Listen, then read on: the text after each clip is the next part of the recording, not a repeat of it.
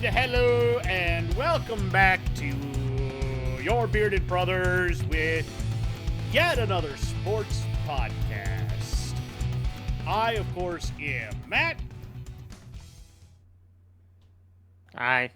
That is my bearded brother, Chris. Yes, we are actual brothers. In case you couldn't tell, we do look somewhat similar. What? I don't know what you're talking about. I don't know what you're talking about. I don't know what I'm talking about. Willis? All right.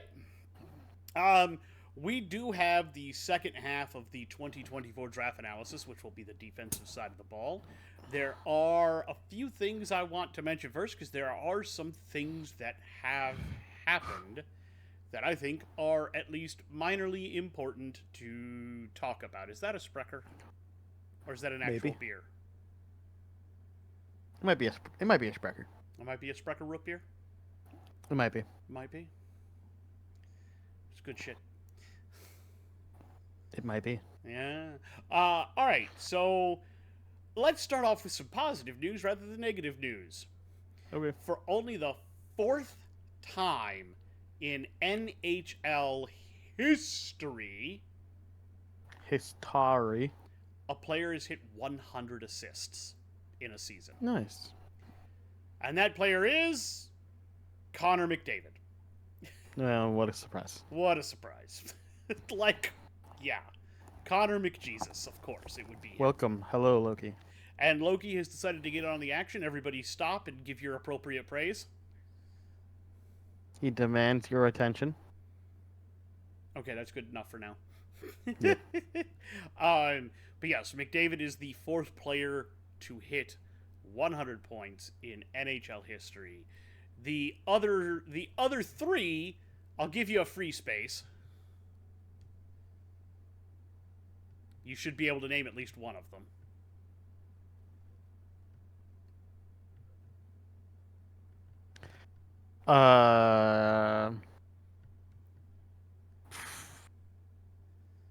Not great with hockey names. Yeah, but his literal name is the Great One.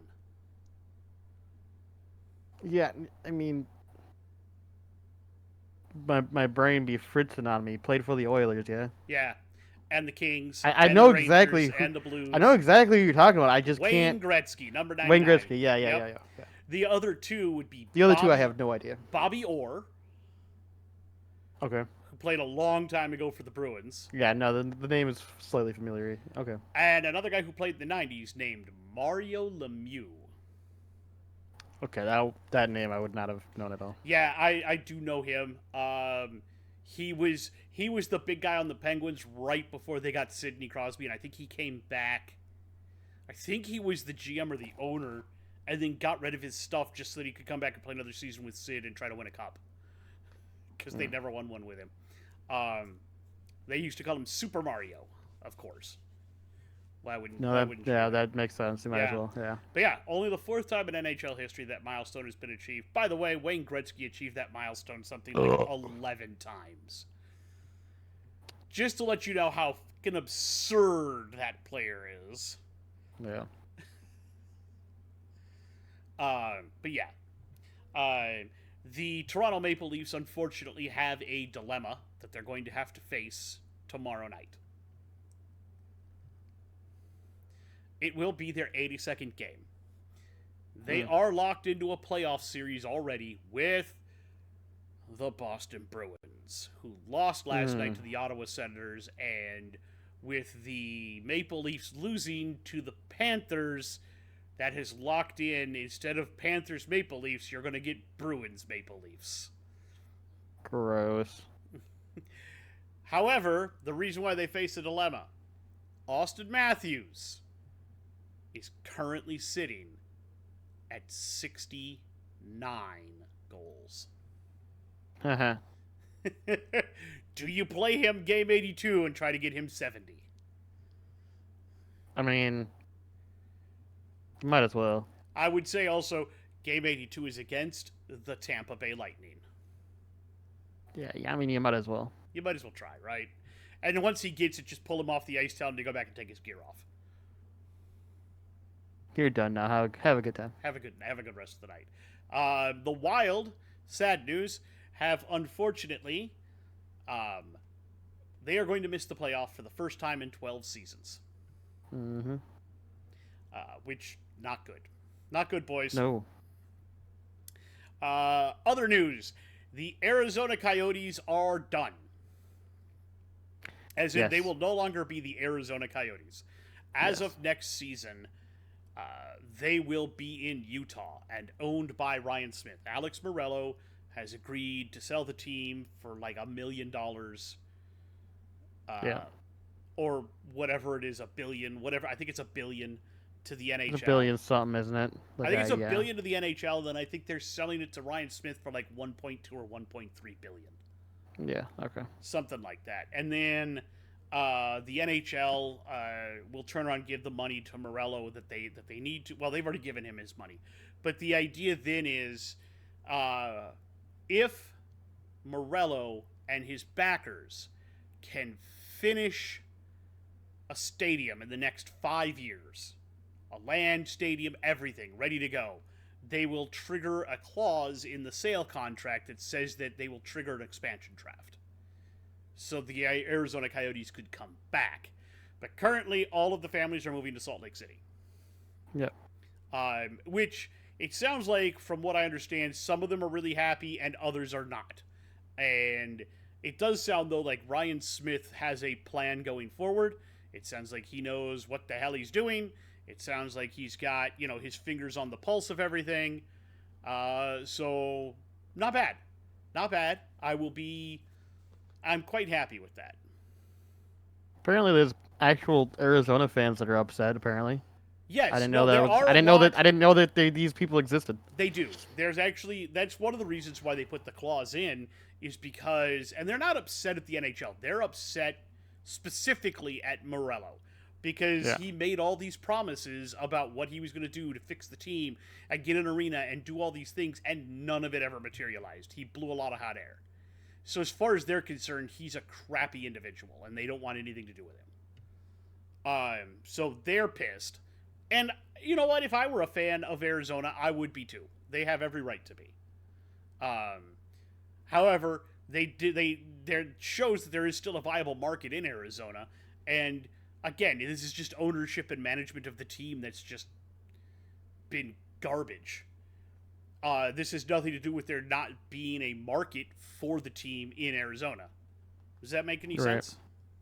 No, yeah. So, hopefully, if everything goes right, they might get a team back, but hopefully it's with a different primary owner. I think Morello has to be part of the group, but hopefully he sells that contract and everything to somebody who actually gives a crap. Right, yeah. So, but if they do not go forward with the stadium and they don't have one within 5 years, the NHL will begin looking at other options. So, I'd say the NHL looks like it's going to enter into an expansion period. So we'll see how all of that plays out. Well, it sounds like the NFL's not that far behind that either. No, I think they're looking to expand too. I don't know where they'd go next. Sounds like international. Sounding international, but sounds like they want to set up. It sounds like that's why we're getting so many international games, because they want to set up an entire international division, basically. We'll see. So they want to do multiple teams at once for that. I don't know how that's going to work, but that's what they want to do, from the sound of it. I have. Either that, or if you want to introduce just one as a testing phase, your best bet would be Canada, probably. Yeah, and I wouldn't mind a couple of Canadian teams, but yeah, I don't know. But it sounds like they want to do. They definitely want to do. I was gonna say It sounds like they want to do a team in London, Germany, and Mexico as well. Could you imagine how far that road schedule would be, though? That would be. Oh yeah, they'd have to. They'd have to change up how they do the scheduling somehow for that. I don't know what they do. They would. I have no idea. Or they'd have to basically have games all week, basically, to make up for. Yep. I don't know how they would do that. That's something I'm sure they're looking into that possibility, but I have no idea how that would work. That's the reason. The only reason that they haven't done it, from the sound of it, because they want to introduce basically a whole new division, but that requires 4 new teams, basically. Yeah. At minimum. Yeah. So what they're talking about with the NHL now is maybe getting rid of the divisions and just going with a conference thing like they do in the NBA, East and West. Yeah. I'm not totally against that. There are some that would be, but I'm not totally against the idea. You know. I mean, so there's two minds to that, right? Like, one, I'm not opposed to it because like when it comes to drafting and trading and everything, there's a lot less of like, oh, I don't want to trade with this person because they're in my division, right? And it'll be like, well, there's a bunch of teams in my conference anyways, so inter-conference trades might be more common, right? Mm-hmm. But then there's the downside of, well, rivalries mean something, and so sometimes having the divisions is what sparks and keeps a And rivalry going, even after it's kind of dead, right? I'm not saying that that isn't correct, but you also got So to so look that's at it. where I'm saying is the upsides and downsides for me. Yeah, That's kind and of where the those are. thing is with the expansion though. I'm kind of cool either way, to be honest. Yeah, But with the expansion though, you're trying to balance then divisions and conferences rather than just balancing conferences. A team in the East and a team in the yeah, West. Boom, you're balanced. Good. Let's move on. yeah. So No, I understand what you're saying. So I mean, but yeah, but we'll see. It depends on what they end up doing. how they end up. Um, Yeah. yeah. My guess is that they're gonna first want to introduce it as like just as an experiment and bring in just one team as an experiment to see how it works. I just don't know where you assign them, where it would work and For make the NFL. sense. Yeah, Yeah. for I the was NFL, I talking just don't know how you NHL, do that. but yeah, NFL too. Yeah, that's what I'm saying. Either way, it's a nightmare. Yeah. All right. Boom, boom, boom, boom, boom, boom, boom. Sad news, because not sad news, but like, what the fuck were you thinking, dude? News. Actually, let's do one Oh, piece of okay. happy news first. Caitlin Clark was the first overall draft pick of the Oh, yeah. Fever in the WNBA. Jeez, what a shock. Yeah, I Moving on. don't think anybody saw that coming. Like even as somebody who doesn't really follow women's basketball, I Or heard about that and went, basketball at oh, all. okay. Yeah, I don't even follow basketball pretty much at But all, and even even I I've heard was of like, Caitlin Clark. even I heard the name and went, oh, who's that? Oh, it's that person. Okay. Yeah. And in the sad news, it is basketball news. I got to look up the guy's name because I don't remember his name. John Tay Porter Hmm. has received a lifetime ban Hmm. from the NBA for gambling. Yeah. Oh, yeah. I was gonna say did something stupid. Yep, gambling. Which is why I said it's all. Probably gambled What on are the you games, thinking? right? Yep, and not just that. Apparently, His own games, maybe. Great. no, it was worse.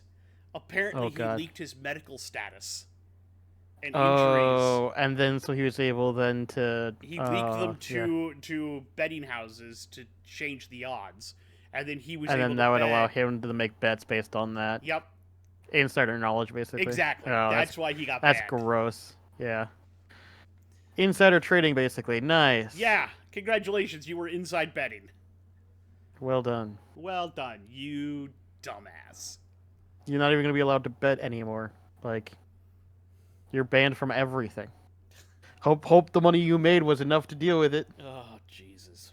'Cause Yeah, you're not some making any people. more from either one of those avenues now. Better start a business and do it quick. Do we want to talk? You know what? I don't I want don't know. to. You want to talk about? Do you want to talk about the one? Are we talking about the same thing? Two letters. Did we bring that up last week? I don't know. Did you? I don't remember. I don't remember either. For those of you that haven't heard, Orenthal Juice. I don't know what his actual middle name was. I don't either. Orenthal Julius, Orenthal something. O.J. Probably. Simpson has finally passed away due to cancer. I like how you say finally. I did. I'm sorry. It's such a negative way to say that, but I mean at the same time it is humorous. Well, so. it's because the best joke I heard came from Brad Williams about it. If you don't know who Brad Williams is, he's a little person comedian, a midget comedian. He is hilarious. Oh and yeah. absolutely politically incorrect. Most of the time. Most of the time. I believe his tweet was, OJ's soul can rest easily knowing that knowing that Nicole's murderer is finally dead. Yeah, I saw that. Yeah. I give him all the credit. Brad Williams, that was funny. You shouldn't laugh at that, but we're all going to. And the thing is, though, I mean, like, OJ kind of does that to himself. To be fair, though, because like he did. I mean, he read a book that Lily said I didn't do it, but if I did, this is how I do it. Like, yes. What?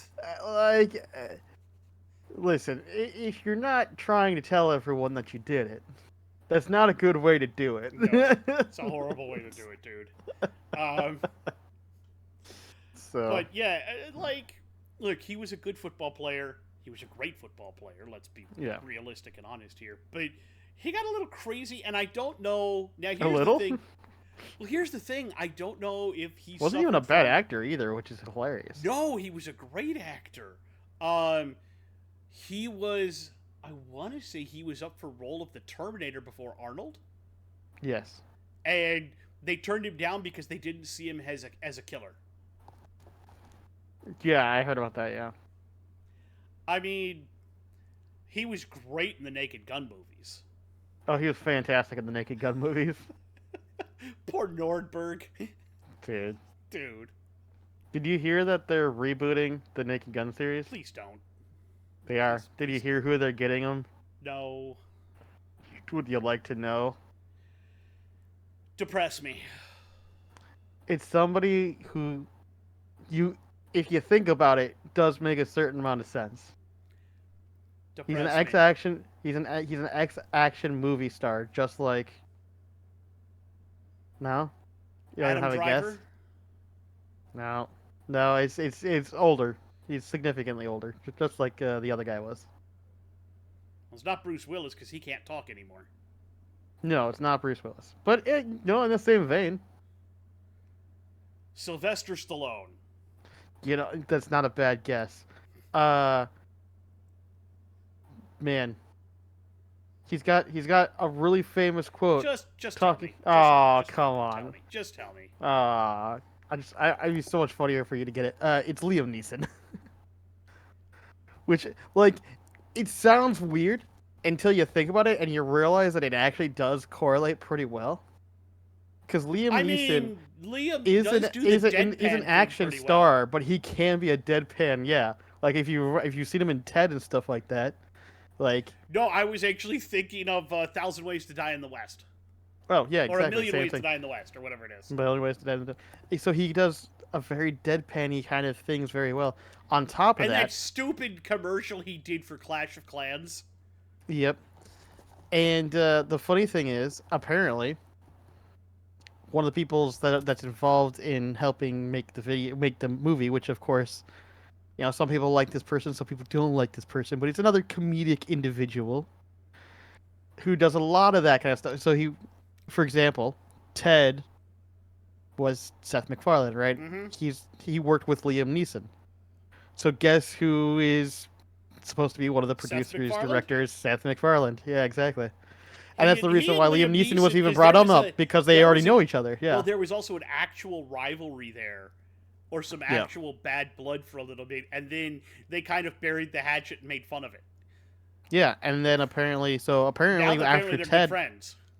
Yeah, apparently after Ted, Seth actually apparently, according to Liam Neeson, came out and asked him. It was just like, hey, if we were ever to do, bring back Naked Gun, would you want to be potentially starring in it? And he went, it's the right time, maybe, yeah. And apparently it's happening. Like, apparently, supposedly, from everything I've read, it's supposed to come out like next year. God, I still like. Which means that we should be seeing trailers of it soon. They have to keep some of the favorite gags though. Where like, they're walking. The one guy walks through the doorway and Liam Neeson walks out of the set and through the fucking by the wall. Yeah. Or Ed. Sounds like this is gonna be because I was gonna say it sounds like this is gonna be like a sequel / reboot. Like it's gonna be still sequeling on the world that already kind of exists there, but like with a new main character. Basically, they're not necessarily rebooting. Like as far as I can tell, I don't know 100%. That's what it sounds like. Use your open eye, Frank. Yeah. Now, as to who they get for his side characters, I don't know what they're gonna Oh do. yeah, they got to find someone. I don't know who you find to do Ed, the Captain Ed, and I don't know who you find to Oh, do Nordberg. Nordberg. Honestly, you you could get Kevin Hart to do that, and it would work. I was thinking either Kevin He might be a Hart. little too zany though. I was thinking Kevin Hart, maybe Cat Williams. Shaq. That's perfect. Either Shaq or Charles Barkley. Shaq would be fucking amazing. Because he's been a cop before. It's Exactly. believable. He's Yeah, got an seeing acting Liam career. Neeson and Shaq just doing Oh, stupid shit like good that on screen would be God. funny as hell. Oh, I would laugh my ass off. Oh, Oh god, that would be funny. That'd be Okay, amazing. that's brilliant. I like that. Somebody get a hold of Seth MacFarlane. We've got your Nordberg. Call if you Shaq. don't already have that done. Call Shaq. All right. Well, I imagine, yeah. should we enough screwing around then? No, fine. Fine. I was actually What was going the to other thing that actually you ask, wanted do to we talk want to about? bring up the stupid thing that somebody said on a podcast that's causing us no end of... It's not. Yeah, It's not worth I was like, it. I don't Yeah, want that one's not worth it. I don't want to talk about that. That one's not worth it because, like, at this point, we have a week. We're about a week away at this point. Yep. Now, I will say the fact that an extension hasn't happened yet, and we're this close to the draft, does concern me greatly. He also skipped like the first. And he I was skipped the I first don't couple think days that's of a big deal. OTAs. Yeah, but Yeah. it was only like it was not. It was voluntary. Yeah, it's voluntary wasn't- OTAs. He's not going to be there for that. F that. So He's got his own thing going on. the only people that show up to those are the people that are like just signed new, who should show up to those to get the extra training. And some guys who are hoping to impress and move up the depth chart. Yeah, exactly. Yeah. All right. You ready? I mean, yeah, I guess I did my best to try to separate these. As did I. corners. We'll see how we did with this. Yeah, I have corners, I have safeties, I have defensive line. Like, just two players that are specifically defensive line that don't necessarily fit into either edge I have or... 4. Yeah, see, I have 2. I have 4, We'll see how but that I goes. admit that 2 of them are kind of reaches. Yeah, we'll see. We'll see on those. I also have some edges, and then I also have 2 linebackers. I think I have 4. I also have 4 linebackers. Oh, see, I have only 2 linebackers. But again, so I guess will we'll see. admit that at least 2 of them are probably reaches. But I have 4 edges. I have 7 edges. Jesus Christ! I think you are reaching on some of these players. Maybe have on a to be. couple of them, but I don't think so. You may have just I missed some of think- these guys. No, I think some of these guys you might be reaching on a little bit. I guess we'll see. I mean, there was only a couple people like. I don't know. I guess we'll see when we get there. But there are gonna be some people who I'm gonna probably like hear you say, and I'm just gonna be like, man, I don't agree with you on that one. Granted, I did the opposite during the offense where I Yeah. reached for more offensive players. I thought these linebackers that I put on were reaches. My gosh, like, granted, two of my edges technically also could be linebacker. Or no, I think only one of them. One of them was technically could be a linebacker. Which I so that's have maybe at least I don't know. 3 that you could consider linebackers, but they're really edges. Yeah, I don't. I guess we'll see how this goes. I have 6 corners, so I I only have guess we'll 5. see. Okay. I have 5 corners and Yeah. 3 safeties. I have no idea how you have so many. I have 2 safeties. We'll get into this. I now. thought about doing 3, but I only did 2. I do not know how you have that many linebackers and edges, so I guess we'll see how that goes. Or defensive linemen. I'm curious. We'll see. See, it seems like there's quite a few that I'm going to probably look at and go, okay, I have them rated as probably like a 2nd round pick or something, probably. Yeah, I will admit. Because don't get me wrong, there was quite a few that I left off because I especially- was like, looked at and went, they're probably mid-seconds at best. especially on the DTs, the D line. I feel like at least these bottom 2 guys are probably 2nd rounders, but I could, depending on who picks where, I could see one of them going in the 1st. They're Alright, I both guess we'll see. or high 2nd. They're both worth it, in my opinion. At least one of them is. The other one's more of a nose tackle. All right, so let's get started then. I'll start with the DTs because I have 4 of them. So I'll get through my first couple here, and then we'll let you do yours. Here's where you're probably going to start disagreeing with me right now, because at number 4, I have Braden Fisk out of FSU. Dude ran That's a choice. Well, he ran a beast mode 40 at the combine, and watching the tape, like, the dude's a motor guy. He never quits on a play. He's constantly high energy, always moving, always going. I mean, for a guy his size, he's got a pretty quick first step.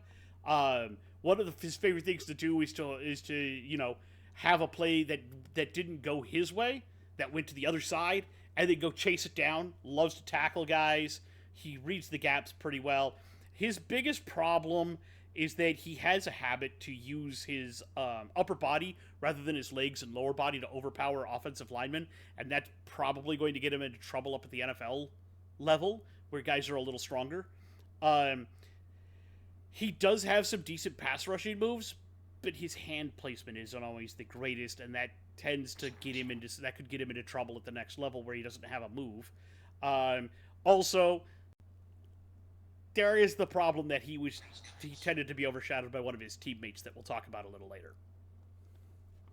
You should know exactly who I'm talking about because he should be on your edge list. Oh, yeah. Yeah, I had to scroll up to see it, but yeah. But I totally think that somebody could reach for him in the bottom of the first if they wanted to. I see him as more of a second, but I think the talent is there. And if you're looking, I was gonna say I definitely see him as a second. If you're looking for a motor guy, this is a guy. You know what I mean?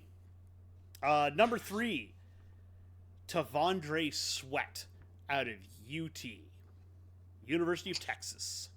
Yeah, I thought about putting him on, but I didn't. I said, he's like right at the top of the top of the second on mine. Top of the second, bottom of the first, kind of a guy.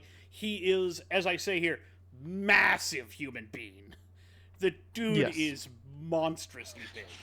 However, he's 6'4", 360 or something like that. But he ran a ridiculous 40 time for a dude his size, like 5'2". 5'2".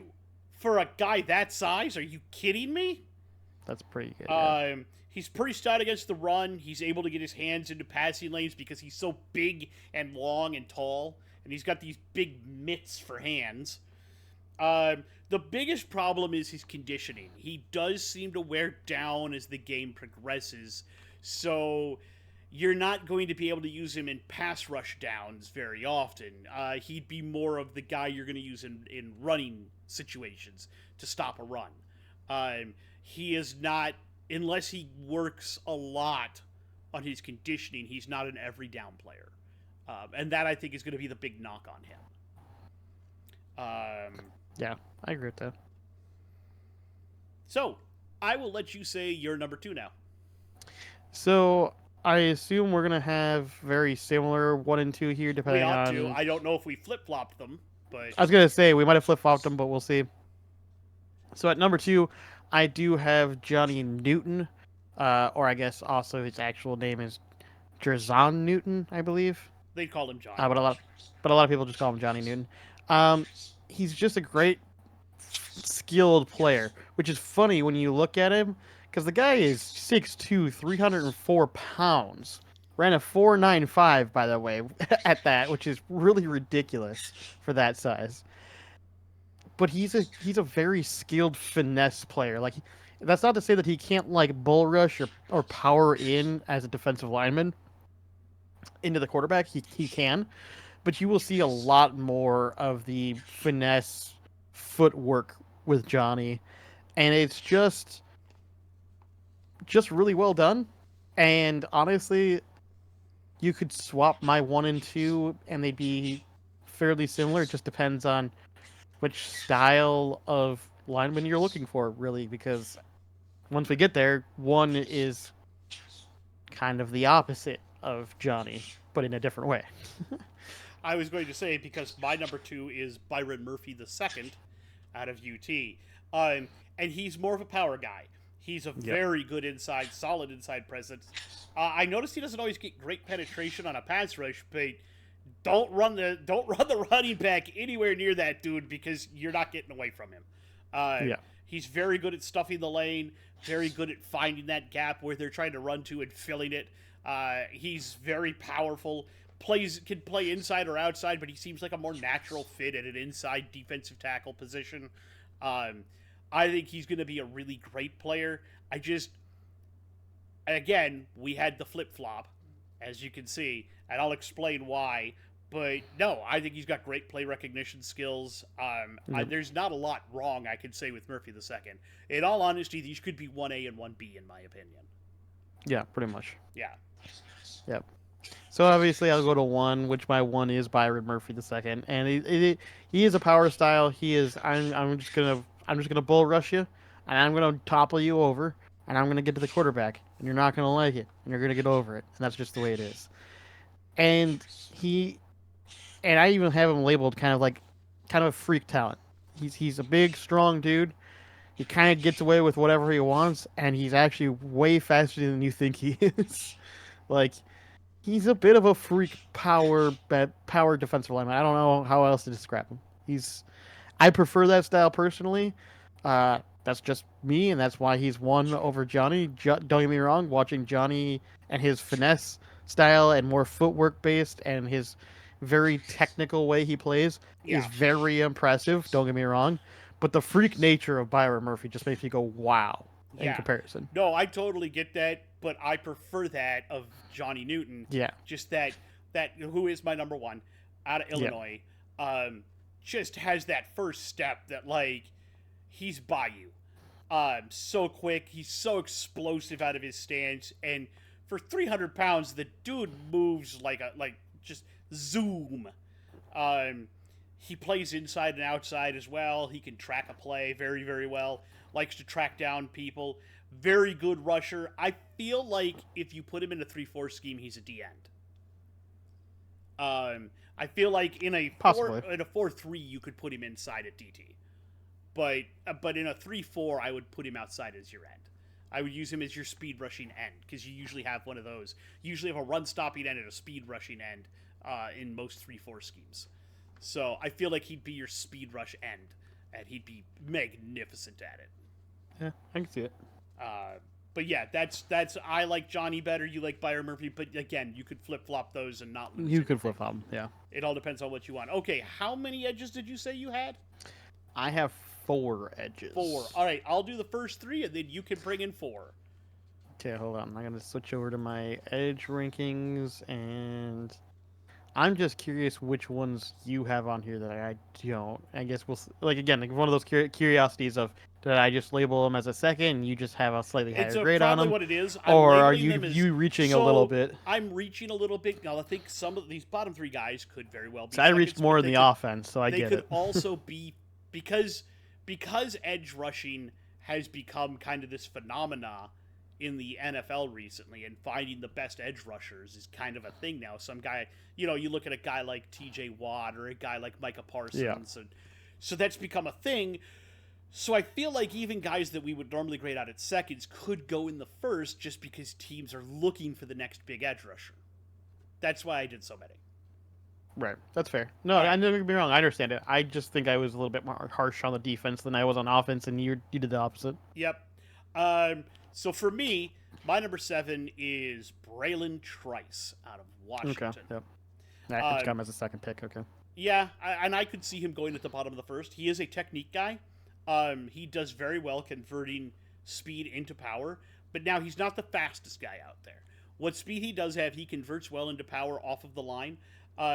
He's probably more of a 3-point stance end than a linebacker, but he has a great motor to keep after a play. He doesn't stop coming.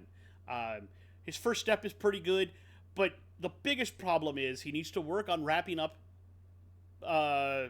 runners and when he's tackling, and he doesn't necessarily have the world's greatest change of direction. So, he's a little limited in that sense, but again, I think at the bottom of the first, you might see somebody reach for him just because. My number 6 is Darius Robinson out of Ms. OU. Hmm. Okay. Uh, Yeah. A this little lower than I was expecting because I have him as like I have him right on the edge. Like I almost put him at the bottom of my edge list. I there didn't. was only one I guy. had him There's graded only, like he's like I my fifth almost grade. Put it that way. yeah I almost put him at 5, but there was Yeah, one other he is guy my at 5 5. that I thought might could do a little better. Yeah, if I had a 5, he'd be my 5. Uh, but he's an absolute powerhouse. He will run. He'll run right over you, and if you're a split second late on a block, he's gonna go through you. Oh yeah. He's got really good use of his arms and his hands. He's got great arm length and extension. Now he is not an agile rusher. This is a power rusher. All right, he's a bull rusher. He's going to Yep. push you into the backfield and run over your prone body to get to the quarterback. Now he doesn't have the world's best first step, and that's because he's not meant to be quick. He is meant to be all power. So if you're looking for anybody that's quick twitch, this is not your guy. But if you're looking for somebody that just causes havoc by his sheer power and presence alone, this is the man. Number 5, pardon. I have Chris Braswell out of Alabama. Okay.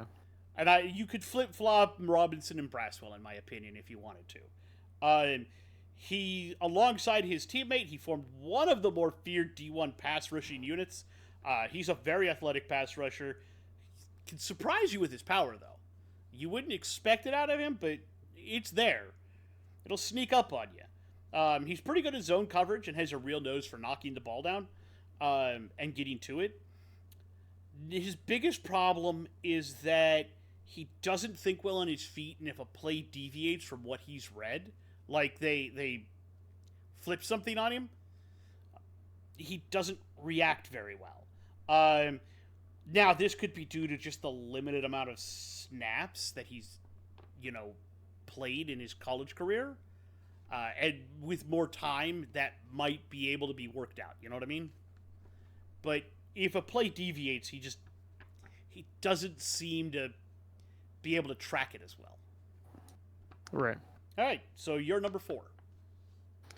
So my number 4 is Chop Robinson. Right out of, I believe, Penn State, right? Penn State. Man, he's literally what I've written down for him is very raw athlete. Like he's got pretty much no skills, and I don't mean that as in like he can't play the game. No, I mean as in like he doesn't have any technique in the way that he plays the position. It's all athleticism. It's all athleticism, bull in a china shop. You let him go when he sees red, and he'll just go. And that's all it is. And man, it looks amazing when watching him play. Like some of the hardest hits I have seen Yes. is from him hitting the quarterback. It is absolutely brutal to watch. I love it. I love watching him on tape. My only concern is because of the fact that he's so raw. How will that translate in the NFL? And that's the only reason he's 4. If he had just even like 10, 20% technique on him, I agree with you. this guy would be fun as hell to watch. Oh, yeah. Because also at 4, I have Chop Robinson out of Penn State. That's right. Frankly, I say about him that he's a 3-down energy guy. He's just constantly going. Oh, yeah. He's that guy, though, that's always going to be in someone's ear about something. So he's the guy you want on your team because he's going to do nothing but talk crap. True. He has a really quick first step and a load of athletic talent. He's not very good in coverage, and he could really work on his hand fighting and trying to get into the backfield. He's got no technique on that. It's all just, it's all speed, I'm going man. to be speed around you. I am the Flash. Yes, but it's been working for him, so I can't say that it's not. No, exactly, yeah. He would have to develop some because you can't keep that up your entire career. You would have a very short but very memorable career. Yes, exactly. All right, who do you have? All right, I'll go on to 3. So at 3, I have Jared Verse. Jared Verse is my number 3. Florida State. Florida State. Yep. Don't get me wrong. Still very good. 3 is still very good. He's a great pass rusher. He's got a lot of solid skills all around. Like he's got a good amount of technique where he needs it. He's got a good amount of power where he needs it. He's just not amazing, right? If that makes sense. He's good. He's quite good. He's just not amazing. And the one thing that is his weakest is his run defense. He's good at pass rushing, but when it comes to the run, He it's overruns it just sometimes. yeah, it's just not quite there on the run defense as nearly as cleanly as pass defenses. So he's got a couple things to work on. He's still very skilled. I think you give him a little bit of time to come up into the NFL. I think he's definitely like going to be a starter, going to be very good. He's just still got a little bit of tweaking to go on. Excuse you. Uh, at number 3, I also have Jared Verse from Florida State Yeah, University. okay. This is what I was talking about when I said he was Braden Fisk was overshadowed by Yeah, a teammate. overshadowed. Yeah, This is the guy. yeah.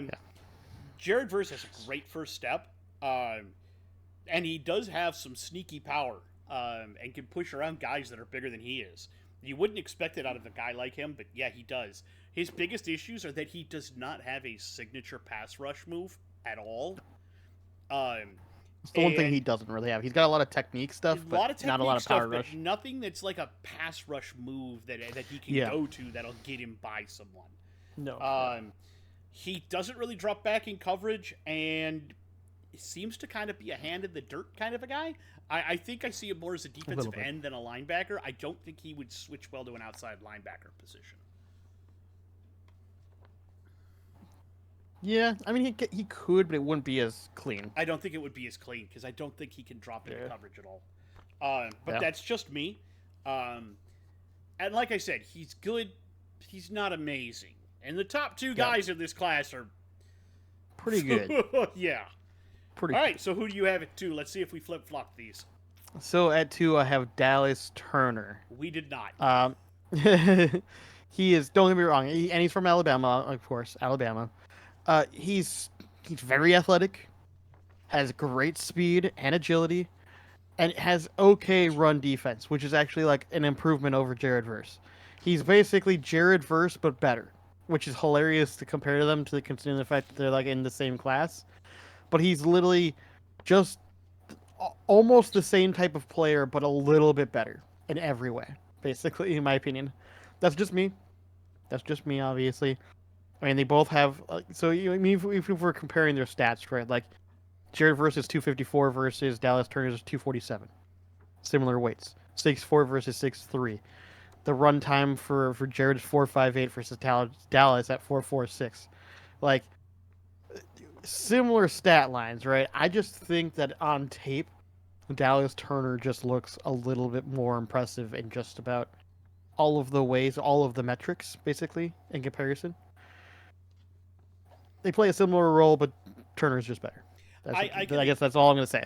I can agree with that because I have Dallas Turner from Alabama at number 2. I think he's pretty decent. He's got a pretty decent first step. He's pretty good in run coverage. He has the agility to get into and block the passing lanes. I'm not going to say he's a great pass defender, but I'd say from what I can see, he'd be better at it than Jared Verse. Yeah. He has a tendency to get a little stymied up by the more powerful blockers out there, but he does have a decent set of swim and spin moves. I don't know how much though he benefited from playing at Alabama and having some of the talent around him that he did. I'm not going to say that he's bad at all, but if you've got so many guys to block, you can't waste extra people trying to double block someone or things of that nature, you know? So how that's going to translate to the NFL, we'll need to see. Yeah, that's true. And your first? I mean, first is Laiatu Latu. Like, man, this guy, you want to talk about the arm chop king. Like, the amount of arm chops I would see, and he would do it so quick that it didn't even look like he was doing an arm chop. I had to see one in slow-mo, because at first it looked like he was just, like, sweeping the guy off of him and just kind of, like, pushing him. No, he was full-on arm chopping them, but he did it so quick. Man, like, the thing is, I don't think he's even as athletic as Dallas Turner is. I think, on a scale, I think Dallas Turner is more athletic than Latu is, but Latu is just he's more technical, but like in a very refined way already out of college, which is bizarre to see. Like he's basically day one ready to go, Day slot one him in, ready. and Let's put me on the he's field and watch me disrupt shit. and on top of that, he's got a fantastic mind for the game too. If you watch the way that he plays, like sometimes he's making split second decisions that like I watch and I go, why did he even make that decision? And you have to go back and watch it the play a couple of times to go, oh, I realize why he made the decision that he did, Mm-hmm. and he's doing it in, tenths of seconds. Like this guy's He nuts. understands the game on a very instinctual level and He can. trusts his instincts. He's good as a pass rusher. He's good on run defense. Like I just I got nothing negative to say whatsoever. Pretty much, like I can't think of a single bad. Like some of these guys, you're just like, oh, they're only okay at run coverage, or they're only okay at this, or like if his biggest weakness is he's just not as athletic as the other guys, and that's like the only weakness he has. Like that's And that's what I was about to say. I also have Letu Latu from UCLA. yeah, UCLA. Um, like I said, his first step, when you watch him, it looks like he was shot directly out of a cannon. Oh yeah, He's by you before you even know he was there. Um, he really does have a great football IQ and an instinctual level knowledge, nose for the ball. yeah, I think he's a decent coverage guy too, like dropping into the flats and picking off balls and just kind of knowing where the ball is going to be. Um, the only knock I have on him is that he might struggle against a more athletic tackle in the NFL, but because he doesn't have a lot of athleticism. But that's the only knock I yeah. can find on him. The dude is, I think he's going to be a hell of a player. I think you could play him at outside linebacker without Oh any yeah. question or problem whatsoever. I think he's going to be an amazing, amazing player. Oh yeah. Yeah. So, linebackers. You said you had two, right? I have two. I am very. Hold on, I gotta pull up my list again too, because again, I'm just. So far, we've been just on the scale of you are just slightly reaching more than I did, and so that's I kind of where think we're I'm at the only moment. So I'm reaching kind of for curious to see if one that's of the. these guys, honestly. Well, that's what Actually, I'm curious about. That's what I'm curious. I'm curious to see which ones you have on here that I don't, to see if it's this, if that trend continues of, are you just reaching a little bit more than I did, or is there something you're not seeing in some of these players that I'm not? Most of them I've just been on the same list of like, oh yeah, I had him as my fifth, and I just have him just slightly yep. undervalued. So we'll start So at so far that's been the case. We'll see. number 4. I have Junior Colson out of Michigan. Really? Yeah, Okay, this is going to be very interesting. I'm curious to see I where see you him go. as a decent coverage linebacker. I see him having a decent IQ from the plays that I got to watch of him. Um, he reacts well to the routes, kind of puts himself in a good position to be able to intercept or bat the ball down. He's a pretty good tackler, very solid guy to wrap up, knows how to tackle, not gonna get juked out too often. He has decent speed and motor, but the biggest deal is if you want him to sack or try to blitz or do anything like that, that's not him. He is a Yeah. traditional middle linebacker in the sense of plug a hole or drop into coverage. I view him as more of a coverage middle linebacker than I do anything else, but he does have some really good tackling skills. And I think from what I've heard from like teammates and stuff, he's a good communicator in the locker room. So he's a plus presence no matter where he goes and what he does. Again, he's real fringe for me. Honestly, I could see him more as a bottom second guy, maybe even a third. But if you're looking for a good presence and you're looking for character and leadership and a guy to play a traditional middle linebacker role, you could see him go in the first. That's why I have him. I'm real iffy on even having him on my list. No, I get it. Go on. Number 3, Jeremiah Trotter Jr. from Clemson. Hold on. He might actually be on your list.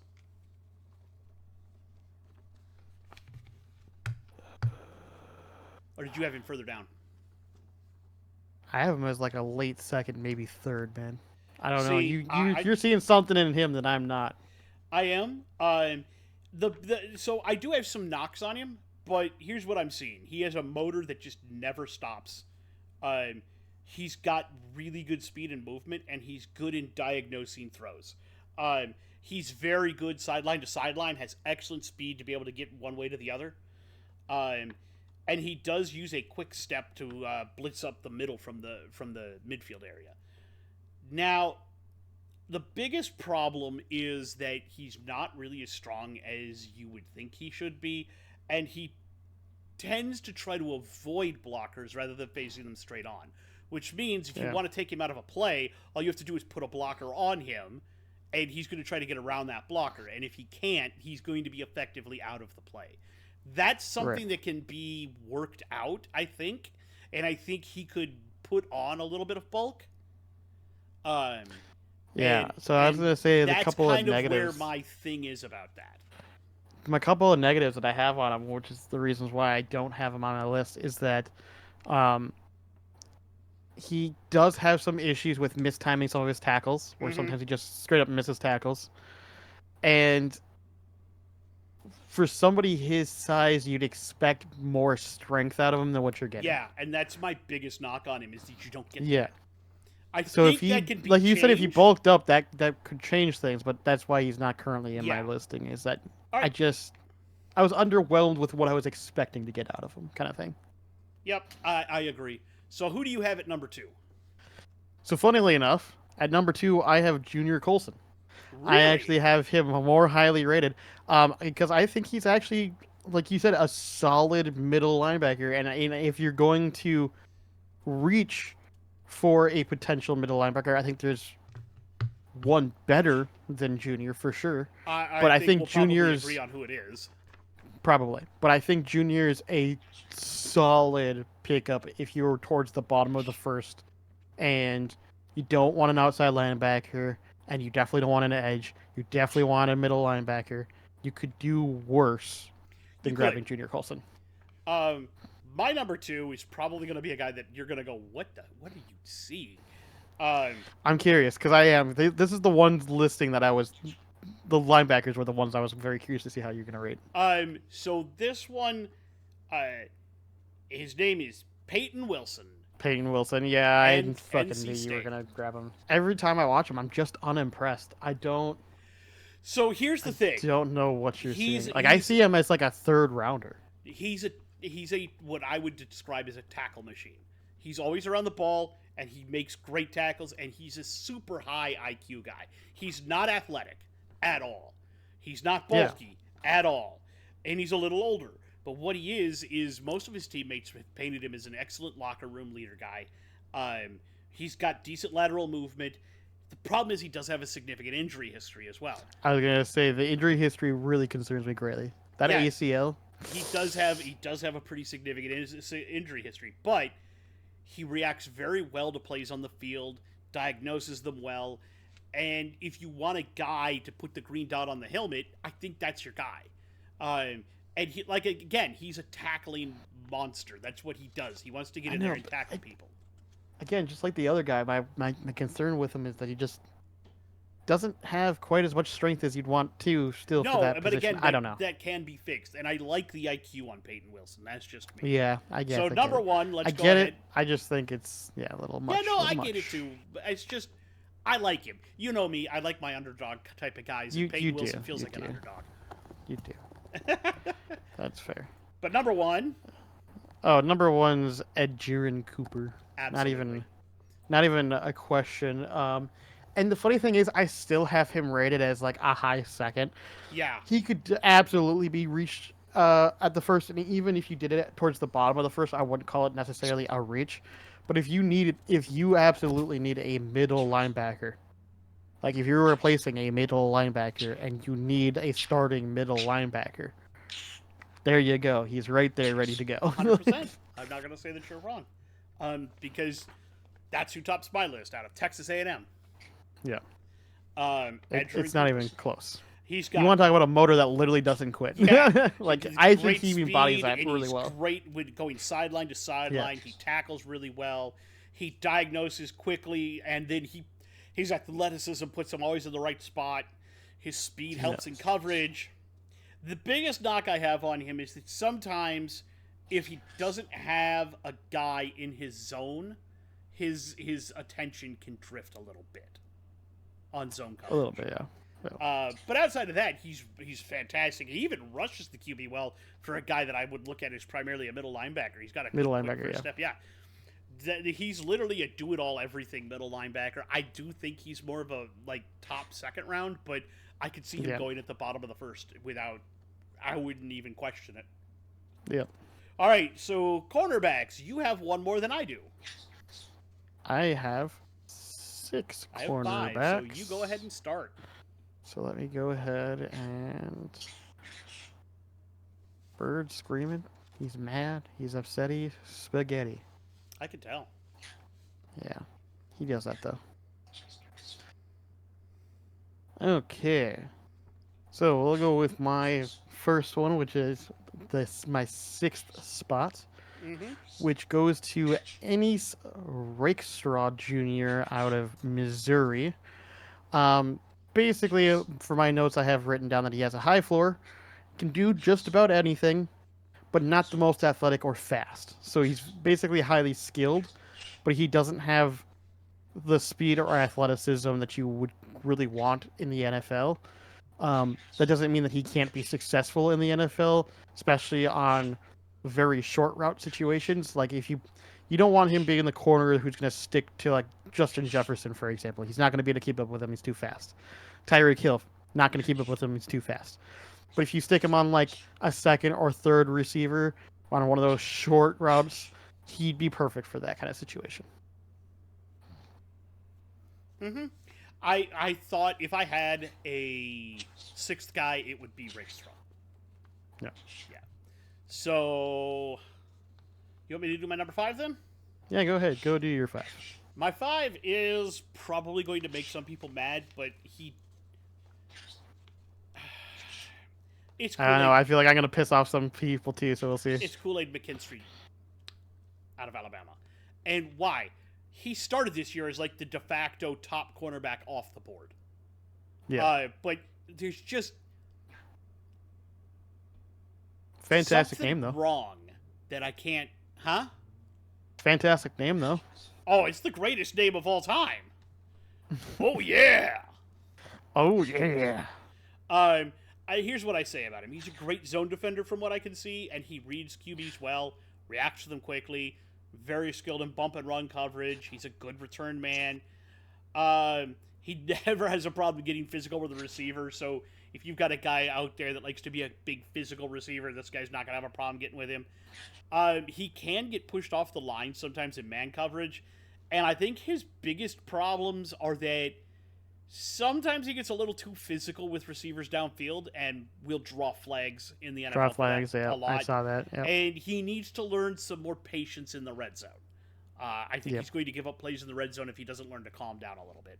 And I think that's really what it is he lacks a little maturity, and he does some things that you just go, why would you do that? Stop being a bonehead. And that's why I think I have him at 5. I just hope that can be buffed out of him. I understand it. At 5, I also have Kool-Aid McKinstry. I'm kind of in the same boat. I agree with all your points. So just to highlight what I basically wrote down. I basically wrote down he has a high floor as well, unique skill set, where he is going to be more aggressive, more in your face. He's got good hands. Like he's got a unique skill set. But my other thing that you didn't bring up, which I think is concerning, is that there are some concerns over his speed. Like sometimes it'll look like he didn't run very good at the combine. No, sometimes it looks like he's got plenty of speed, and then sometimes it looks like he doesn't.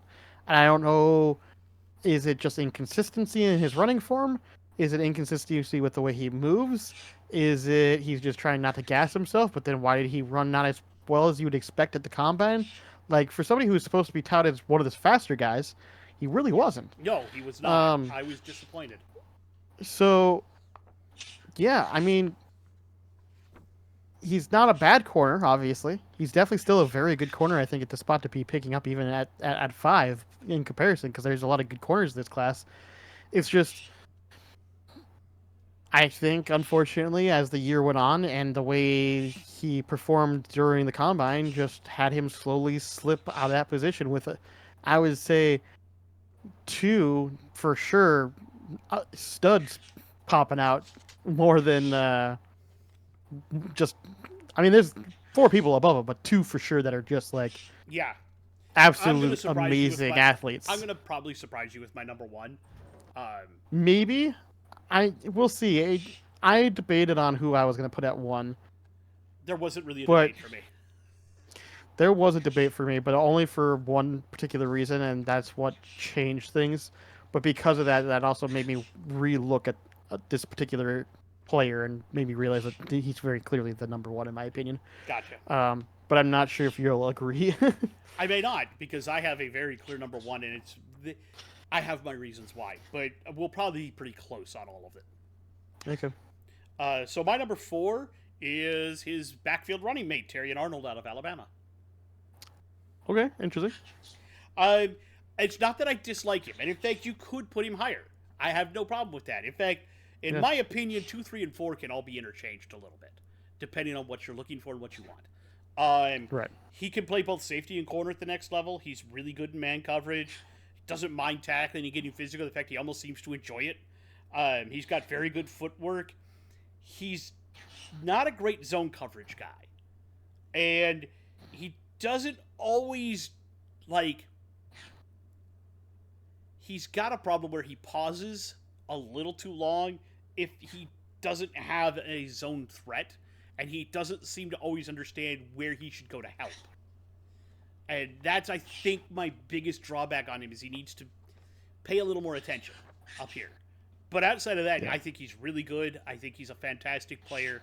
I think you could put him 2, 3, 4. It doesn't matter wherever you put him. Like, you could draft him high up in the draft, top 15, and I wouldn't bat an eyelash. That's fair. I get it. Yep. So at four, I do not have Terry and Arnold. I have Cooper DeJean. And Cooper, I think, is really good. He's labeled as both a cornerback and a safety, to be fair, because he can actually play both positions. And I actually do think that he plays probably technically a better safety than corner. And I mean that literally in the terms of his skill set is better at safety than corner. However, if you're looking for a very specific type of corner, say a jam corner, he's really fucking good at that. Like, he's one of the few corners that I have seen in a while that really is good at putting that initial pressure and press right on a wide receiver right out from the get-go and just slow down that route just that much more, right? He's really, really good at that. Do you think we did it again? Do you think we flip-flopped? Oh, you think so? Probably. Probably.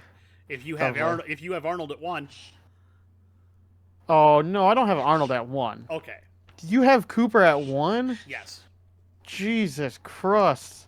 Okay, I can't agree with you on that one.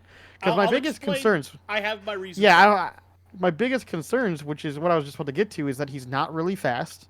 Nope. So playing a regular corner as a regular corner would not work in most situations. He'd either have to play specialty jam corner or a safety position to be super successful, or he'd have to play further back, which that's fine as a corner too, but he's just not quite as fast. And I would say he's got good skills. I wouldn't say he's like an amazingly skilled player, but he's got good skills. He's got very solid skills. Obviously, that for me drops him a little lower. But hey, that's just me. Obviously, you haven't met one, and I'm very curious how you're gonna try to spin that one to me. Because I even by the end of it, I probably still won't agree. Because I'm just like, I don't understand. I don't know what you're seeing for you to pump him up from 4 I've to got 1. a couple of reasons. I'm curious. We'll get to that when we get to that. At number 3, I have Quinion Mitchell out of Toledo. Okay. Really, in all honesty, you could flip-flop him in 2. Again, 2, 3, 4, all flip-floppy in my opinion.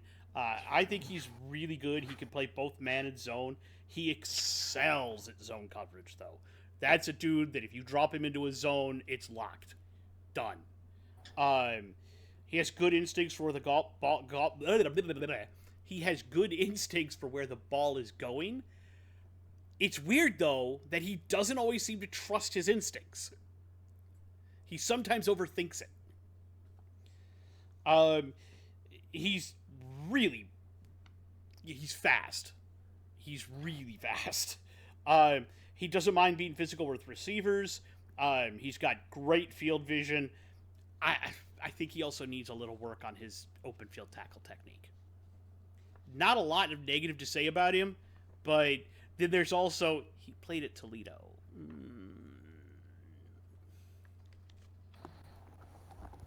As we've mentioned before, sometimes it matters, sometimes it doesn't. Yes, I am aware that sometimes it matters and sometimes it doesn't.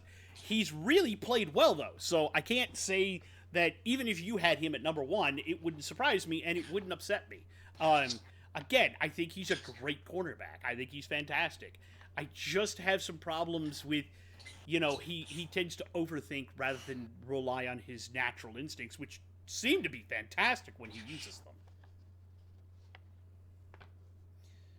All right, you're number 3. All right, my number 3 happens to be Teron Arnold. Terrion Arnold. For all of the same reasons that you've already pointed out. The reason why I don't have him any higher is because he happens to be a little slower than you would expect.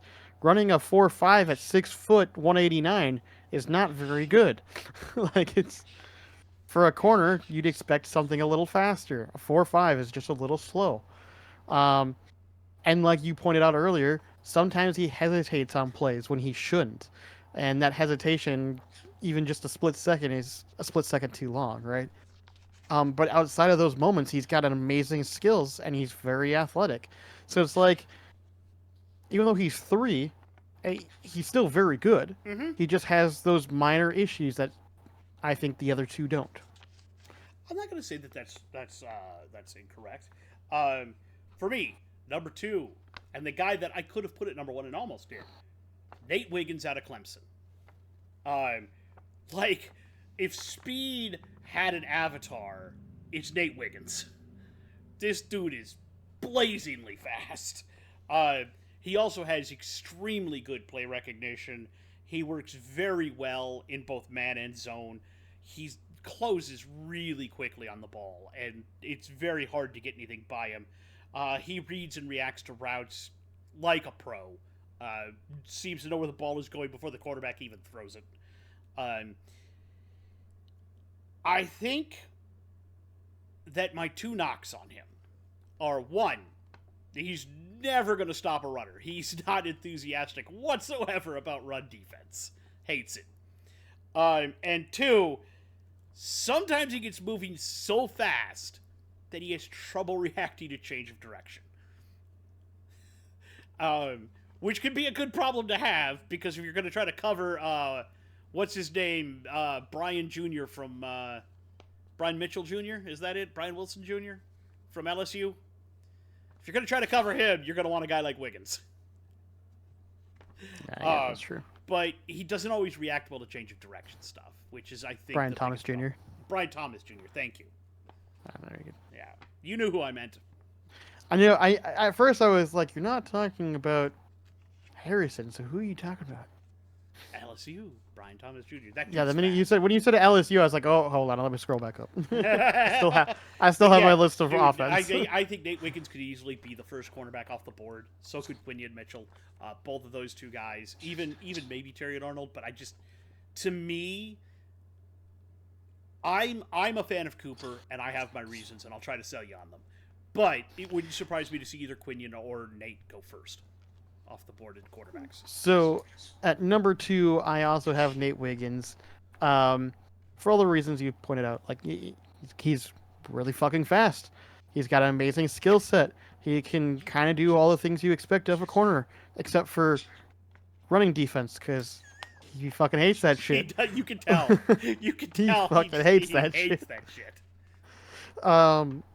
The only reason he's not at 1, because I think he normally would be, or at least be more in that conversation of being 1, is that he does have enough injury questions and concerns that it makes you go, despite all of that ability, are we going to get less of a product, or are we going to get less time with him due to these injuries? I can totally get that. And that's the only reason I put him at 2.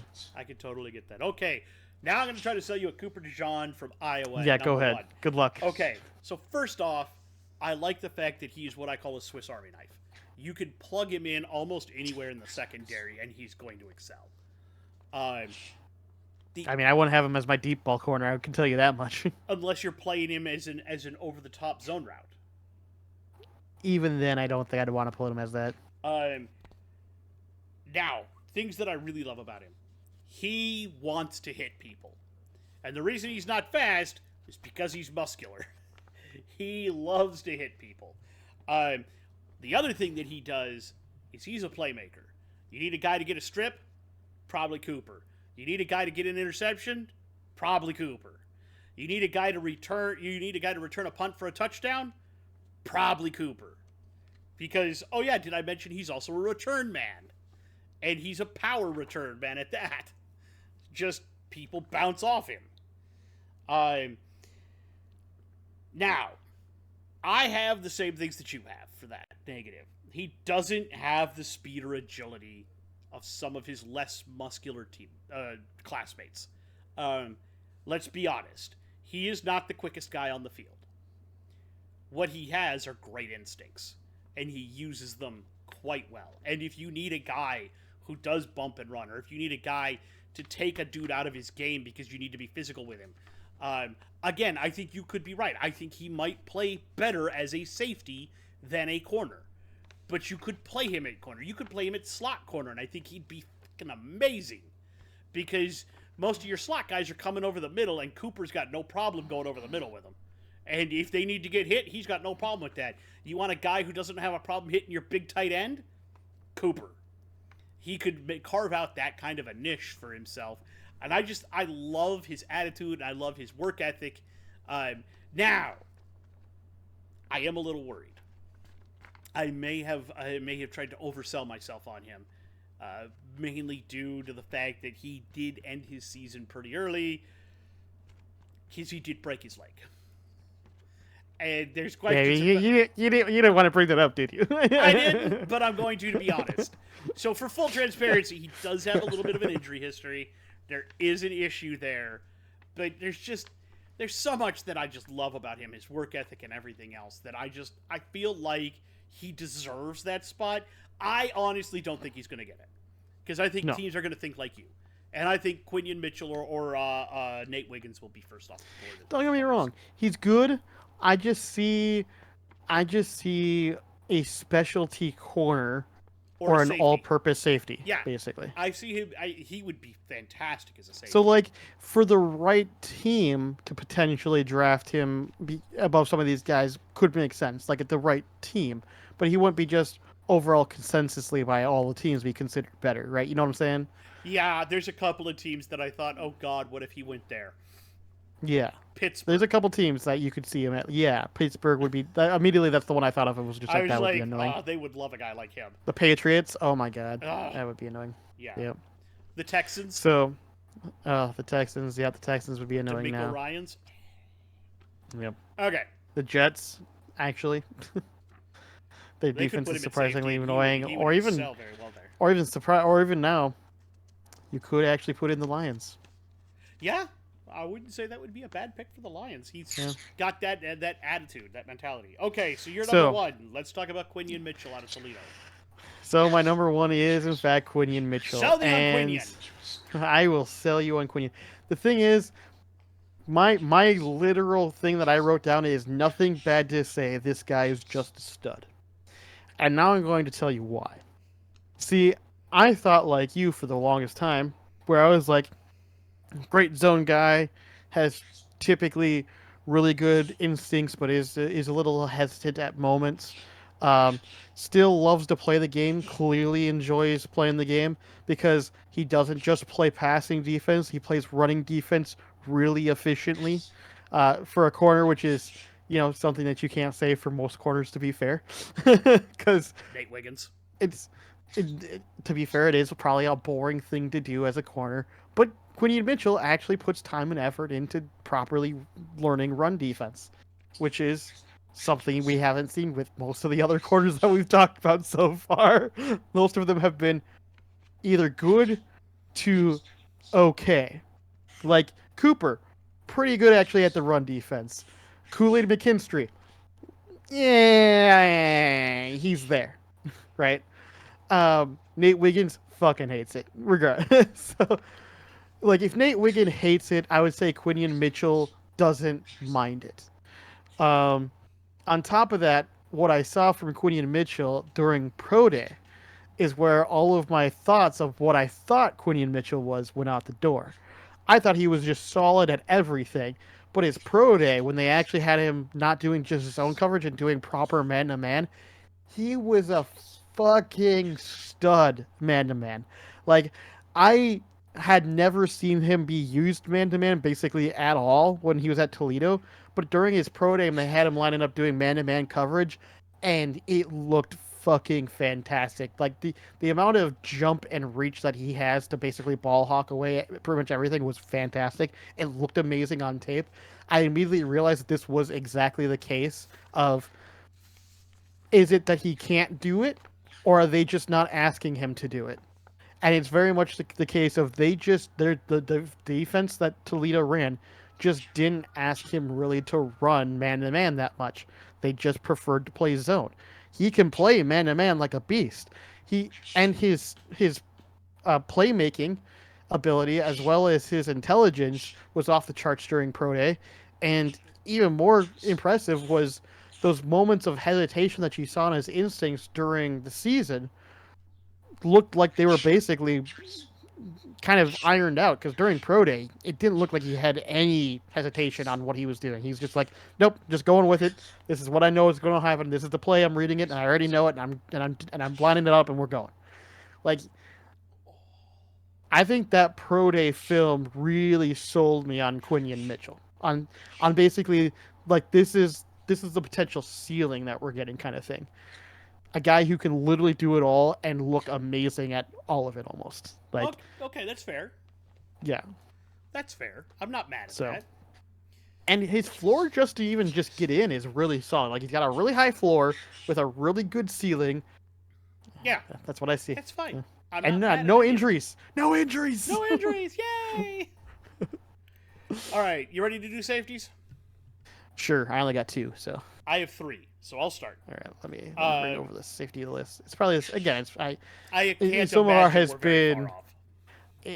it's been so far exactly just like a couple differences here and there. Mm-hmm. So it's probably We've all just a been guy pretty that you close. have. Yeah, it's probably a guy that you have on the list that I just don't see as being a first. So the guy I have at number 3 was coming into the season a lot like Kool-Aid McKinstry. He was the consensus top pick at safety. Okay. But then the combine happened. So it is Cameron Kinchins out of Miami. Yeah. Okay. So I have him as 3, and I have him technically as a mid-second.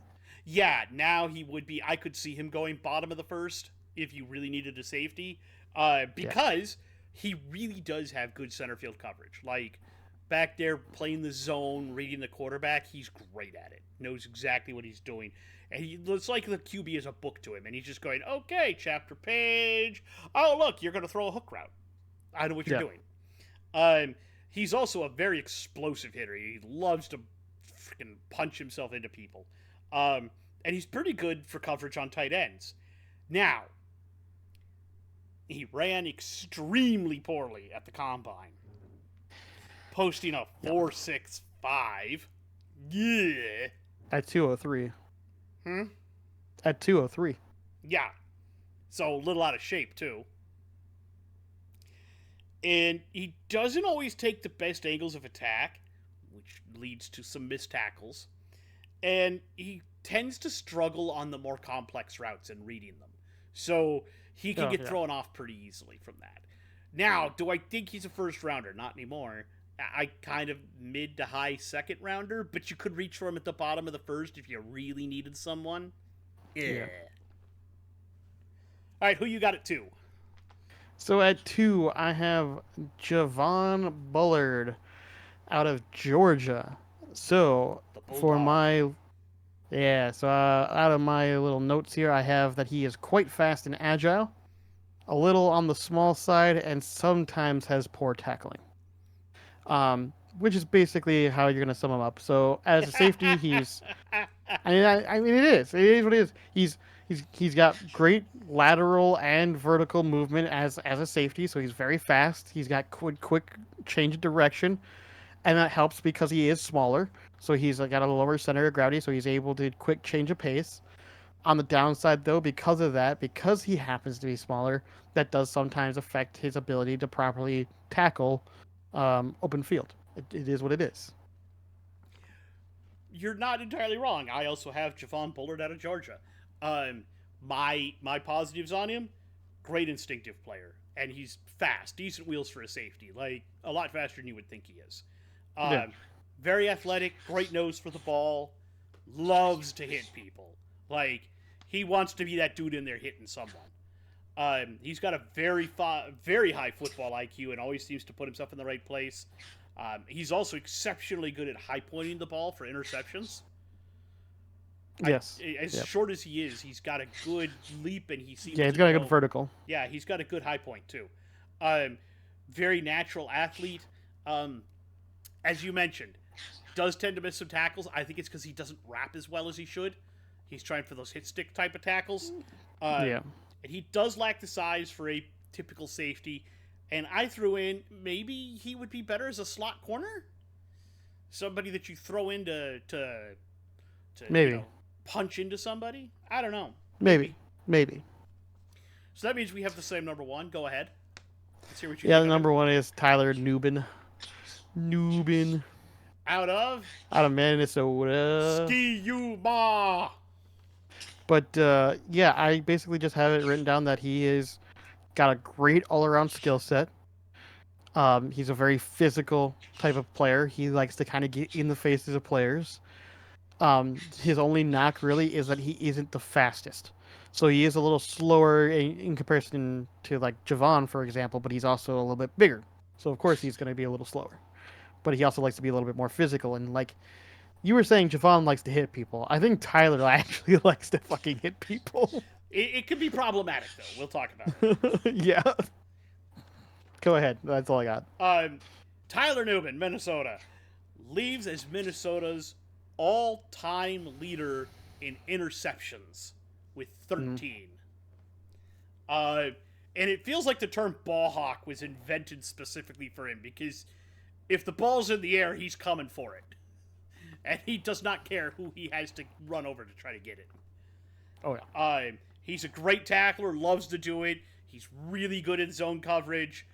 I think the biggest knock on him is, again, I think it relates to his speed. He tends to get a little too handsy with receivers downfield. He And does. and I think that's because he's not as fast. So he's trying to He's slow not as them down. fast. He's trying to use his physicality a little He's bit trying more. to use Yeah. his physicality to slow them down a little bit. Basically bully him down. Yeah, and he's got to be careful with that because that could get you flagged up at the next level. But outside of that, I think he's a fantastic player, and I think wherever he goes, they're going to be happy to have him. He's going to follow in that long line of Minnesota safeties, Antoine Winfield Jr. and a few others that just have done very well at the next level. And, I think we're going to hear his name for years to come. Very possible. Yeah, yeah. I don't think he's a Hall of Famer, but a probable Pro Bowler. Yeah. All Pro, yeah. Yeah. All right, that's our list. Now, next week, at this point in time, Monday, we are going to post a first round mock draft for the 2024 draft. And on Thursday, we are going to record a full on. We are going to record ourselves watching the NFL draft. Now, the first half hour of that might just be me. Half hour to an hour, possibly. Half hour to an hour. So you might not see Chris until about halfway through. Well, probably won't be halfway through because it's usually like three and a half hours. So Yeah, they like to eke it out in the first But round, like but the it would first, still be he like the might miss the first third first probably, 10 picks. He might be able to come in right around the time Minnesota's actually picking, unless they unless trade they up. hit trade up. Yeah, um, unless they trade up. Also, I was gonna say for the mock draft, are we you and I just doing a full 1 to 32, or are you and I No, we're splitting? gonna each of us are gonna do a full 1 to 32. We're Okay. not gonna split it because that's not fair. So basically, whatever we think is the best Yeah, for that team. because we Okay. might have completely different opinions on that. Yeah, So we just want to see what our mock drafts look like. because we're doing it with no trades too, right? No trades. It is No trades. exactly how it is when we do the draft. Which Yeah. means, since there have been no trades up or down, And it everything sounds is. like there won't be until draft day, if Yeah, there it also is sounds like any. everybody's asking for an arm and a leg. Yeah. Yeah. So basically, it sounds like uh, Chicago's at this point not going to. If they were going to, they would have already. So they're going to pick obviously Washington at probably one. won't. Washington probably won't. It I'm sounds going like to the Patriots imagine want more than Patriots. 3 first-round picks to move from the third. I was going to say the Patriots are still potentially willing, but it sounds like they probably won't. It also sounds like you're talking It a sounds like the minimum of. Cardinals. The Cardinals sound like they want a minimum of 3 firsts for the fourth. Yeah, because the Cardinals know that they're basically taking Harrison unless they get a boatload of picks to get out of Harrison, basically. Mm-hmm. And the only people that are being even slightly rational is potentially the Chargers at 5. Mm-hmm. There's some. Um, There's but a it sounds like lot they're of. still asking for at least 2 firsts, and it sounds like we're Sounds like they trying want not to give away firsts, 2 firsts. Yeah. Also, last little blurb. There has been some noise that Cousins was indeed probably tampered with Oh, I've heard about by this. I his don't own think they're volition. gonna do what. Yeah, I don't think they're gonna do what you're thinking. But yeah, go ahead. Yeah, but the rumor was that it may be a pick swap. We may give the Yeah, 11th to Atlanta, and they may give us the 8th. But I don't think that's going to happen. No, I think because like most of the time tampering has just come down to be a couple thousand. Well, to us a couple thousand, and it'd be more like $10,000 to $20,000 tampering for like Yeah, you get this fine, you get I this think it's fine, just you going to get be this a fine. fine. I don't think A couple fines to swap. each individual. You like could do a pick swap, but that would be. It would have to be extreme. more severe because I think so too. from my understanding, this was just minor. this tampering was and minor, my more like understanding is it people was just doing something initiated stupid. accidentally by Kirk. Basically, yeah. Yeah, that was my understanding. Is he made a boo boo. Yeah. He made a boo boo. They tried to cover it up, and that's the only reason they're going to get probably fined is the fact that not only did they do it, but they tried to cover it up. Yep. Yep. And that's the only reason they'll get the slap on the wrist. But it Yep. won't be like they would have to be so bad for them to. Oh, it pick would have to swap. be pretty egregious. Yeah. So, I think that we're just going to stay where we're at. So anyone who thinks that's going to happen, I'm just going to be upfront. That's not going to happen. Quite Don't frankly, even assume I'm that's happy with us just staying where we are. Yeah, like I think if we can, I think there are people who are saying we should move up for JJ. I don't think we should. I don't think we should. I think if JJ's there, there's a chance that we will move up from everything that I've heard. That they will try that if JJ's still available at 5, that they will want to try to move up to get JJ. However, if like Drake May, for example, is still available somehow at 5, then I think you do try to make that trade. You move up for Drake. I don't think you do it for JJ. No. I think you just wait, and whoever's like lower down that you can either trade with in like 8, 9, 10 area maybe, or you pick at 11. Because here's the thing: if JJ is somehow still there at 11, then go ahead, pick up JJ if you want. I still think Bonix is better than JJ. You think Penix is probably better. Either way, the point is that like either one of them, I would like. Either one of those three, frankly. Yeah. I think is fine in at 11 at that point, right? I agree with you 100%. And even if you don't, and if JJ is not there, still need to go take quarterback. But if you don't, and you were to grab like Johnny Newton or that's what I was about to say. Like there are certain individuals that I could understand why you might decide to go like. For example, let's just say.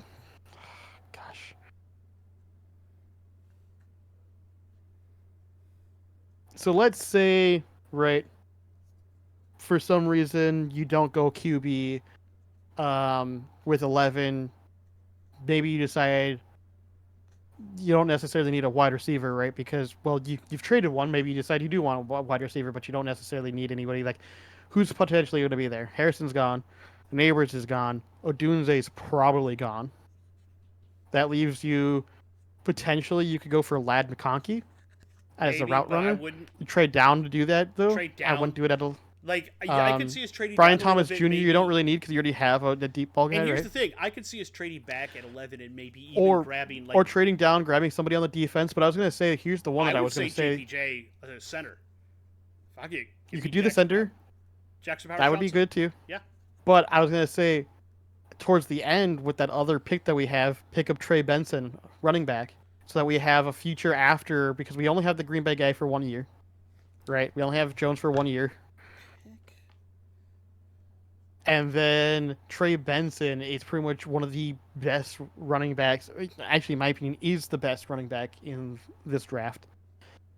And because we don't have another star running back, he could easily be that next big star. I mean, obviously, we still have Cam Akers as a potential like okay player. Actually, did we let him walk? I forget if he came back or not. I don't know. I think we. I don't think he came back. Yeah, I think he walked. So the only other guy we got is So we got Jones. We could do that at 23. I would not. That would be Yeah. okay. I would say that's all right. Because I was trying to look. Do we pick before the Cowboys? We do. We have one pick before the Yeah. Cowboys, so we could totally bone them by grabbing Benson and leaving Yeah, them exactly. with the kid out of Texas. Which I still Jonathan don't Brooks, think. yeah. I Jonathan Brooks. I still don't think Yeah. that Jerry Jones would be pissed off about that. No. But it'd still be But funny. me personally, I would trade back a bit and grab JPJ, and then Or hell, at 11, do we have any star cornerbacks? Go get Quinion Mitchell. Fuck it. or Wiggins. Yeah. Or Wiggins. I'm not mad at that either. But if you trade back, Or you heck, have- or I was gonna say we need to replace Daniel Hunter. Go ahead and pick up Latu. I don't think he's going to be there. I feel Okay, get Turner. yeah. Hey, Turner might still be there. Dallas Turner should still be there. Yes. But I was also Like- going to say, for me personally, like I like, Or heck, I get like, Byron Murphy. I like rebuilding. That wouldn't be bad. I wouldn't be mad at that. I Yeah. like rebuilding the O line because we definitely need a new center. We need a guard. So I agree with that. I like trading back, getting some extra picks, grab JPJ a little further down. You probably got to slot in before the Jags for that. Probably. Grab JPJ, and then at 23, grab Cooper Beebe. Grab your guard. There's your center and guard. You of the might be future. just Done. you could still get the guard in the second. I think. might I be think you able to, go yeah. and you get Trey Benson and then try Well, to we get don't have a BB in second the round second. pick, but if you trade back, you might get one. If you trade, that's what I'm saying. If you initiate a trade back originally to get JPJ, right? And you then might be to get a second. You get a second round pick out of it, then you Yeah. can possibly wind up being able to get Cooper Beebe or somebody, a guard, Yeah. Horo or somebody in the second. Yeah. There's a couple of guys that. Or even a couple of these tackles that could be guards like Mhm. J.C. Latham or Talisi Fuaga. Yeah, I think Latham's going to go higher though. They could, but the point being that they're tackles that could be guards. I mean, that Yeah, they could there's still a be couple around. of them. The guy from Oregon State, I think, moving him into to guard wouldn't be bad. So There's also a couple of other guys, Mahogany, I think, that could go in the third or the fourth as a guard that I think is pretty good. But yeah, there's a couple. So either way, there's like a lot of like as much as we prefer that we go for QB, if for whatever reason the QBs that we want are already gone off the board by then, or most of them are off the board by then, and there's not ones that you like at 11 because you can't trade up because everyone's asking for too much. I mean, like, well, because to me, there's it still other sounds- things that we can fill. From what I've heard, we like both McCarthy and Penix Jr. I've actually heard, funnily enough, I've heard Drake May as like they really like but don't think they're gonna get. They like JJ McCarthy as this is somebody we can possibly move up and actually get. We like Penix Jr. for his arm talent basically. Mm-hmm. And they have actually given, I think I did send you a text about it, but they did give a workout to Bo Nix as well. Like They they do. They sent a whole. They shitload do of also people to like- Penix, so They did. So they also do seem to like Nix as well. yeah, we'll have to see so where they go. So from my understanding, at least so far from the way it seems like Drake May is like, this is the guy. If he's somehow available at 5, we're gonna give up the pony show to go get him, kind of thing. Yeah.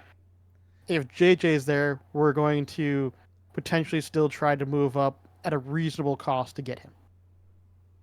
At 11, if you can't get either one of those, then they wait.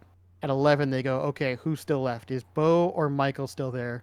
If the answer is yes, they pick. Then they pretty much flip a coin. Which one do we prefer?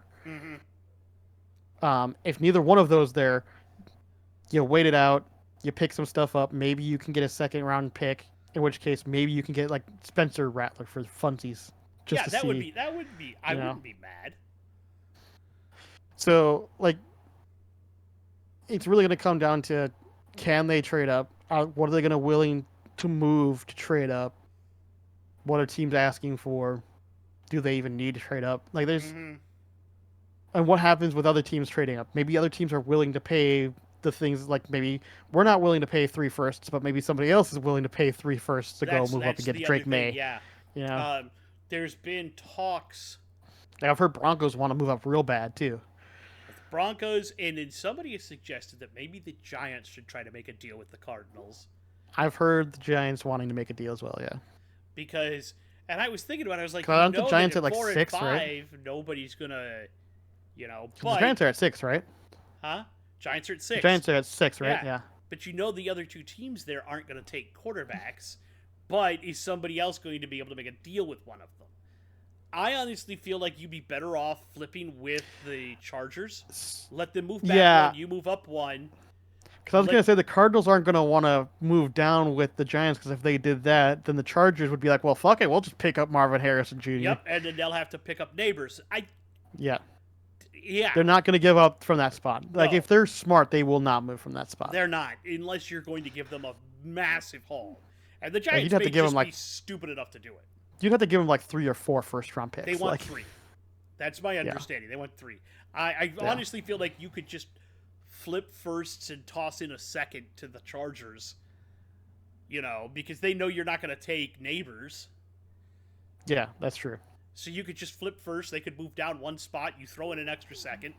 They're happy. Try to move up and pick up somebody. You move up. You grab pick up JJ. Yeah. I think that might True, be but if another team comes, but if, like, say the Vikings come in and go, hey, we'll give you both of our firsts, I think that's more lucrative for the Chargers, though. But you have to move They're down moving 1 further, spot. and then do you sacrifice? Yeah, at 11 and 23. And the 11 you can repackage to move back up if you want. You might be able to, but Especially with having 23 still. Like, if they really want to repackage to move back up, they could.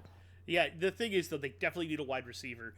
I've been hearing more rumors that they may be trying to trade Herbert. Trade what? Justin Herbert. I've heard that rumor, but at the same time, if they did that, then they're not going to move from 5, then they're probably going to pick a wide receiver. My thought is they pick up McCarthy. Yeah. There's been some action from Minnesota on that front, and yeah, I've heard about 3 that. firsts for Herbert, I wouldn't be pissed. It's steep. 3 is a bit expensive. It's 2 steep. firsts and a second, maybe, but both our firsts this year. We don't really have that many seconds, so. Well, a third. I don't know. Not 3 firsts though. 3 firsts seems too expensive. We'll see how they play it out, though. By the way, I think that would have already been done if we were going to do it. Like I agree. Like a lot of those, like the player ones do come up. Yeah, I was gonna say the player ones do come up on draft day sometimes. AJ Brown. I was gonna say the AJ Brown one. That's what I was gonna say was the big one, but it's not Swift. super common for it to happen on trade day. On draft day, no. Swift, yeah, on trade. Yeah, sorry, draft day. So DeAndre Swift happened on draft day. That one was a weird one too. Yeah, but there's only like ever one of those. There's so always this could one be one of weird, those goofy one though. This could be one of those weird, goofy ones. I'm not going to disagree with that. That's All possible. Right. Well, at any rate, we will definitely be back and do our mock drafts. You will get to hear on how Monday. we think and who we think should be drafted where. Hopefully that gets posted before draft day actually comes out. I should have it edited and posted before that. And then on draft day, we will do a reaction, even if I have to do part of the reaction myself, and then stop the process, pull him in on video, and just have 2 files that I have to edit around. Basically, smush them together. Go there. Smoosh We them go. together there. We'll Fair see enough. how it all works. All right. I got nothing else. Nope. All right. So we hope that everybody out there has a great week. Have fun. The NHL draft or the NFL draft is coming up. We'll all enjoy that. The NHL playoffs are right around the corner. Hey, you know what? Go ahead, enjoy yourselves. I hope you accomplished what you wanted to this week. If not, put your mind to it. I know you can do it. Hope that everybody out there has a great time. Stay bearded.